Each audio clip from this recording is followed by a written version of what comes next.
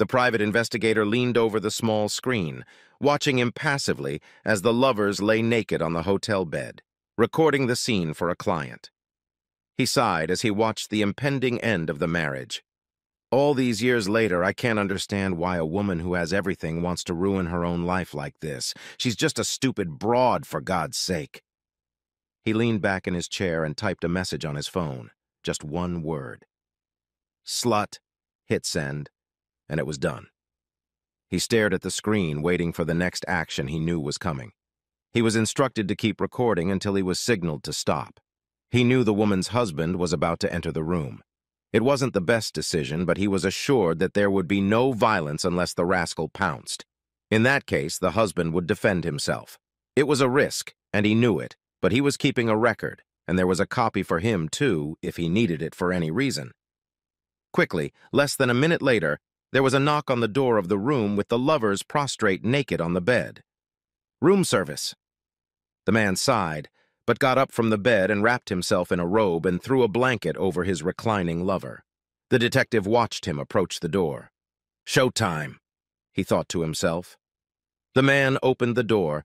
The detective heard a muffled conversation. He knew what it was about. The client had outlined to him the expected development, but he was concerned about his husband's reaction when he came face to face with the man who had made him a cuckold. The detective hoped his colleague would be a restraining influence, but he was still nervous. The woman suddenly sat up on the bed, wrapped in the blanket. You could tell by her body language that something was wrong. She was sneaking around the bed away from the door. Her lover came into view, slowly heeled toward the bed, and when his feet touched the edge of the bed, he leaned back and stretched out next to his mistress, who by now began to cringe in desperation and repeat over and over again, "No, no, no, this can't be. No, please, no." It was then that he saw the gun in his husband's hands. Shit! He was too far away to stop what was happening now. He was helpless. Don't do it, damn it, man! Just don't do it, damn it! He thought of his coworker. Where the hell was he? The action in the hotel room had frozen. The conversation was muffled, but the woman was now openly crying. Her lover sat with his hands raised in surrender as the client stood before them. He listened in. Okay, bitch. First of all, we're done, finito, kaput. Do you understand me? No, no, it's not what it looks like. Shut up if you don't want another hole in your head. She cringed, recoiling from him. She'd never seen him like this before. Then again, how many times before had her husband caught her in bed with another guy? His eyes drilled her as she sat wrapped in the hotel blanket. Her lover dared her for a split second and made a frantic movement toward her husband. The husband, who was praying for any excuse, lightning fast, put the barrel of the gun to his head. A satisfying crack brought a grim smile to the husband's face. The woman saw it and shuddered. Her scream tensed her husband. He pointed the gun at her head, his eyes wild. Listen, I've already got everything I need to divorce your ass and ruin that bastard. The only thing I haven't taken care of yet is a damn good whipping for you two. Just don't give me any more reason. Sit still and be quiet. He paused, as if trying to calm himself down. I'm not prone to violence. He smiled, waving the gun in front of his lovers. Anyway, I've decided that you both will pay and pay dearly for your adultery. There's no way you cheap wench is going back to the house. You have no business being there. And I don't want any more cheaters.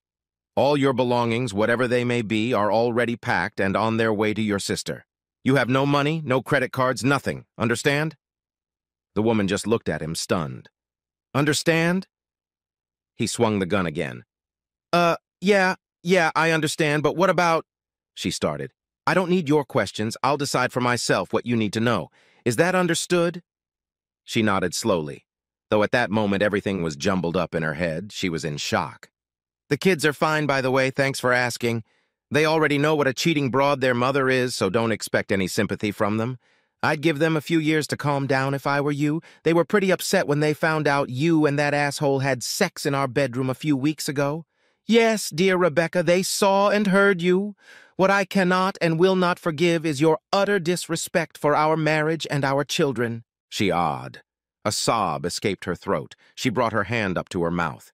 She had no idea what the children knew. The realization made her think feverishly, remembering how her lover had snuck into her house and they had ended up in bed for almost an entire day. She hadn't seen her children that day, hadn't seen them stay out late, and then come home looking sullen and withdrawn. She also didn't notice how brooding and upset her husband was, because she was too busy scheming and thinking about herself and her lover. He stared at her, allowing the words to penetrate her mind. "Oh, did I mention that the rogue's wife also knows all about you two?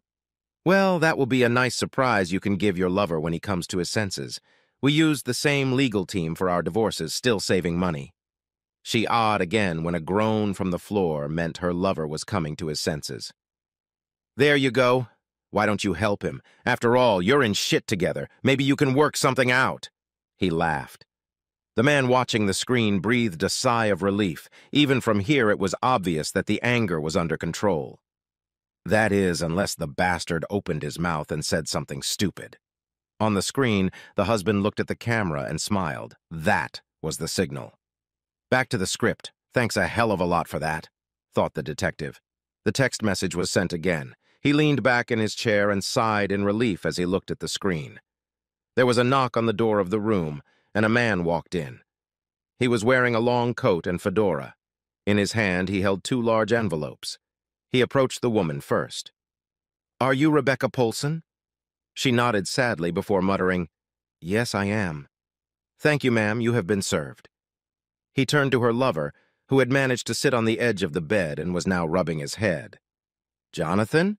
I beg your pardon, sir, are you Jonathan Green?" He nodded. "Yes, damn right I am. You've been handed a message, Mr. Rascal." The messenger turned and disappeared in seconds. Steve Polson looked Jonathan Green in the eyes, and Jonathan Green felt hatred. He flinched, trying to look away from those gray eyes. They reminded him of a wolf. "By the time you realize this, I'll have your life in a big way. You'll get what you deserve from your wife, but I'll get what I deserve soon enough, buddy. Your wife doesn't want you home. She's taken her kids to her parents, and as you know, her daddy has the resources to really screw up your life. So, buddy, there's no need for me to do time for you, pair of crooked scoundrels.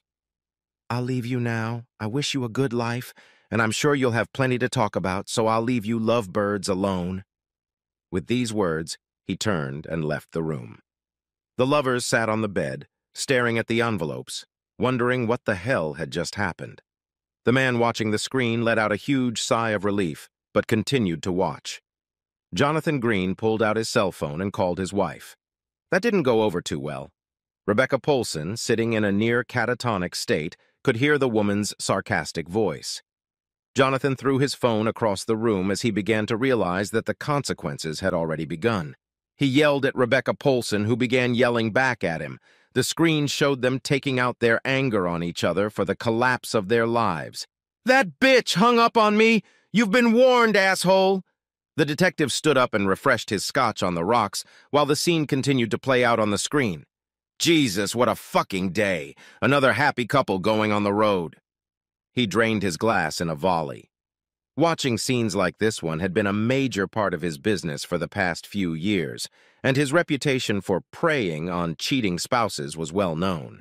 He was the best, but he himself couldn't get used to celebrating the dissolution of someone else's marriage. Scenes from his own experience when he had discovered his wife with his brother began to replay in his mind.